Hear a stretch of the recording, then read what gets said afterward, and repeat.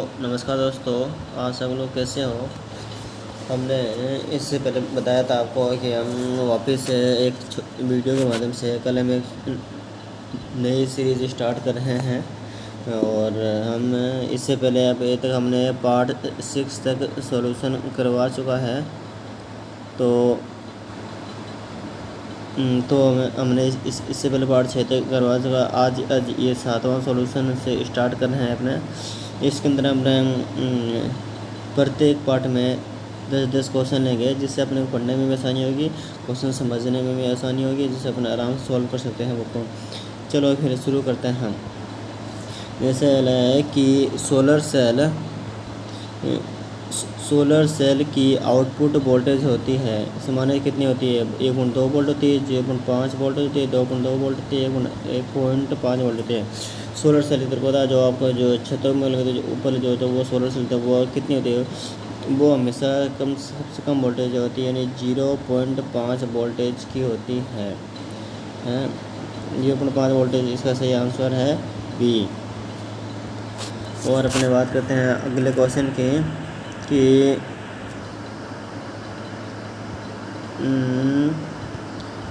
है कि निम्नलिखित में से किस सेल में प्रतिवर्ती रासायनिक प्रतिक्रिया होती है? मरकरी सेल के अंदर, निकल आयरन सेल के अंदर,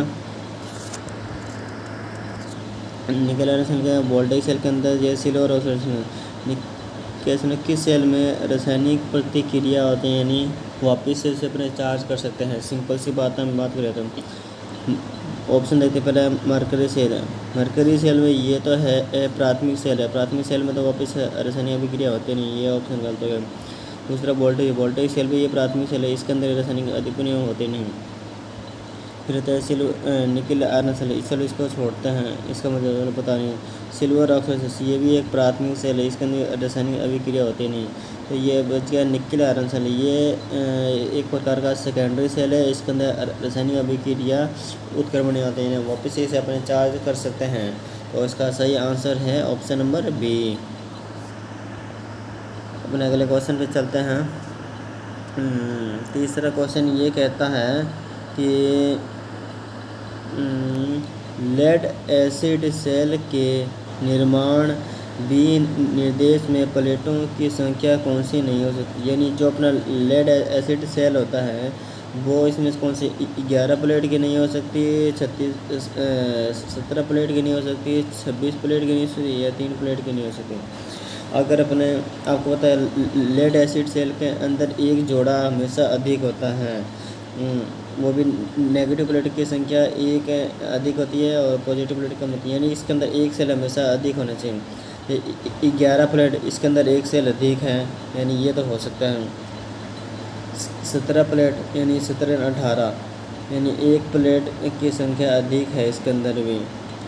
फिर 3 प्लेट 2 और एक 3, इसके अंदर एक सेल की प्लेट अधिक है, यानी इन तीनों के अंदर एक एक प्लेट अधिक है, यानी 26 के अंदर पूरे सेल है, तो इसके अंदर ये हो नहीं सकता। ये इसका ये ऑप्शन नंबर, वैसे तो क्वेश्चन के हिसाब से तो आंसर ये सही है, मगर गलत तो ये है, यानी जैसे इसमें कौन सी नहीं हो सकती, तो ये 26 प्लेट वाली ये संख्या नहीं हो सकती है, इसलिए इसका आंसर नंबर होगा सी।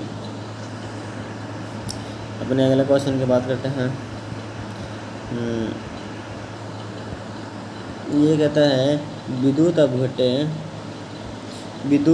अपघटन के प्रथम नियम के अनुसार पदार्थ पर एकत्रित द्रव्यमान क्या होता है? विद्युत रासायनिक तुल्यांक के समानुपाती होता है, आवेश के समानुपाती होता है, विद्युत धारा के समानुपाती, धारा प्रवाह के समानुपाती। विद्युत अपघटन के प्रथम नियम के अनुसार पदार्थ पर एकत्रित विद्युत अपघटन का जो प्रथम नियम है उसका फॉर्मूला क्या होता है? M बराबर होता है I/T। ये समानुपाती का चिन्ह हटाते हैं तो इसका समानुपाती क्या आता है Z। तो Z बराबर क्या हो जाता है? M बराबर क्या हो जाता है? ये समानुपाती का चिन्ह हटाएंगे, इसकी जगह क्या आएगा? Z I/T। I को अपने IT के एक फॉर्मूला है Q बराबर अपने I/T भी लिख सकते हैं, और Q बराबर IT है, तो यानी M बराबर में क्यू इंटू में आई इंटू में टी भी लिख सकते हैं। तो यानी जेड बराबर क्यू बटा टी भी लिख सकते हैं। तो अब बोलेंगे यानी इसके समानुपाती होता है, आवेश के समानुपाती होता है, इसलिए इसका ऑप्शन नंबर है कि इसके सारे समानुपाती में है, तो इसलिए ऑप्शन नंबर होगा बी। अगले क्वेश्चन पे चलते हैं कि 12 वोल्ट की एक बैटरी को 36 वोल्ट की सप्लाई से चार्ज करना है। 12 वोल्ट की बैटरी को 36 वोल्ट से चार्ज करना है और चार्जिंग धारा 2 एम्पियर है। और बैटरी के सीरीज में होने वाले प्रतिरोध की गणना कीजिए। अब यानी प्रतिरोध ज्ञात करना है। अब इसमें को पहले अपने ज्ञात करेंगे, इसमें वोल्टेज कितनी दी है। ऐसे 12 वोल्ट की 36 वोल्ट से चार्ज करना है अपने, तो 36 में से 12 वोल्ट घटाएंगे कितना बचेगा, ये आ जाएगा 24 वोल्ट आ जाएगा हैं। और इसमें चार्जिंग के धारा कितनी है, 2 एम्पीयर दे दिए। और इसमें प्रतिरोध आर बराबर क्या होता है, वी बटा में आई, वी का मान कितना आ गया 24 और धारा कितनी देर की 2 एम्पीयर। 2 से 2 एकम 2 2 6 यानी 12, यानी 12 ओम का इसके अंदर जो प्रतिरोध लगेगा। तो 12 ओम का प्रतिरोध वाला क्या है, इसका ऑप्शन नंबर ए है। 12 ओम के अंदर, तो इसका आंसर नंबर होगा ए। अब अगले क्वेश्चन पे चलते हैं।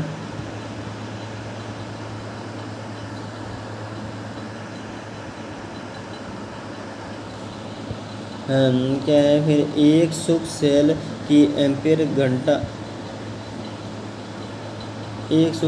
एम्पीयर घंटा क्षमता होती है 1.5 एच, 2 एच, 3.5 एम्पीयर या 6। एक शुष्क सेल के हमेशा एम्पीयर घंटा होती है 0.5 एच। 0.5 ऑप्शन में, तो इसका ऑप्शन नंबर होगा बी। इसका ऑप्शन नंबर कौन सा होगा, बी। इसमें अगले क्वेश्चन पे चलते हैं। कोई औद्योगिक बैटरी की एम्पीयर क्षमता डैश घंटे के डिस्चार्जिंग दर पर निर्धारित होती है। कोई बैटरी एम्पीयर क्षमता उसकी एएच का 10 से अधिक नहीं होना चाहिए। तो इसने कहा औद्योगिक इंडस्ट्रियल एरिया में करें। इंडस्ट्रियल एरिया हमेशा 10 घंटे के हिसाब से बनेंगे। औद्योगिक में हमेशा 8 घंटे तक काम करते हैं, तो इसलिए इसकी औद्योगिक की ये क्षमता हमेशा 8 घंटे के हिसाब से निर्धारित करी जाती है, इसलिए इसका ऑप्शन नंबर होगा ए।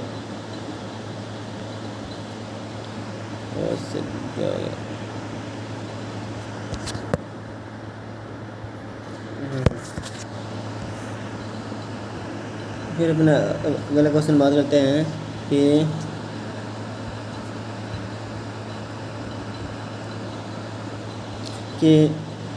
लिथियम सेल की वोल्टेज सामान्य होती है 2.5 से लेकर 3.6 वोल्ट होती है, 1.5 से लेकर 2.6 वोल्ट होती है, 1.1 वोल्ट से लेकर 2.2 वोल्ट होते हैं, 4.1 वोल्ट से 6.2 वोल्ट होते हैं। लिथियम सेल एक प्रकार का सेकेंडरी सेल है, ये प्राइमरी में तो बाकी इसकी जो हमेशा वोल्टेज होती है वो हमेशा सबसे हाईएस्ट होती है। इसके अंदर अधिक वोल्टेज होती है, ये नहीं कि इनमें जो 4 ऑप्शन हाईएस्ट है 4.1 नहीं करते नहीं। आपने किताबों में पढ़ा हुआ है कि लिथियम सेल की वोल्टेज अधिक होती है, मगर कितनी होती है वो आपको पता है, वो होती है 2.5 से लेकर 3.6 वोल्ट के बीच होती है, इससे अधिक नहीं होती बैटरी। ये इसका ऑप्शन नंबर होगा ए। अगले क्वेश्चन में चलते हैं कि